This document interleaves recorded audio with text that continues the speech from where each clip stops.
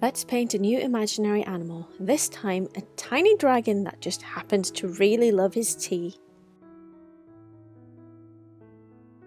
This image was created while I was painting my animal mashup series, though I don't consider this character to be part of the series. While I could argue that I'm mixing a T-Rex and a bat for this one, I've actually painted this little guy a ton of times previously. He was featured in a little book called Tiny Dragons, which was backed on Kickstarter back in 2018. To be quite honest, I consider all of these images to be more of a repaint than new images. The concept of this tiny dragon that sits on a cup and drinks his tea is originally from 2017, and I believe the series was started by an image I created painted in ink as I was partaking in Inktober that year. Back then, I generally worked with traditional mediums, mostly because it made it easier for me to sit down and sketch.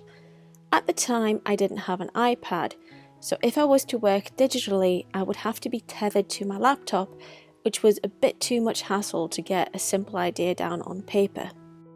These days, it's actually the opposite. My work tends to be made digitally rather than using traditional mediums. Since getting my iPad, I've been much more immersed in digital drawing, and I find that it's made it so much easier to sit down and paint as everything is ready for me.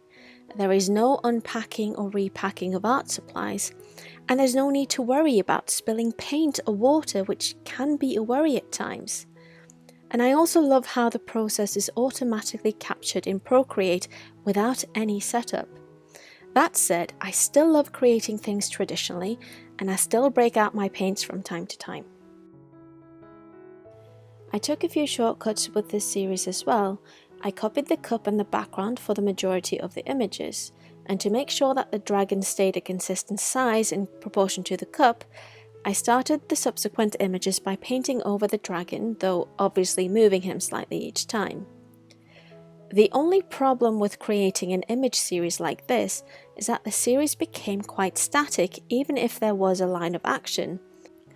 In all honesty, that was something I didn't think about when I was making the series, but something I noticed when I created a little comic to feature on social media.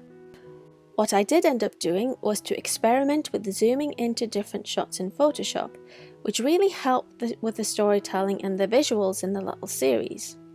And if I was to go back and do it all over again, I would probably want to focus a bit more on those kind of shots and frames rather than trying to keep everything the same size.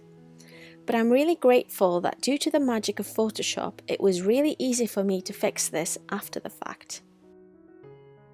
Thank you so much for watching.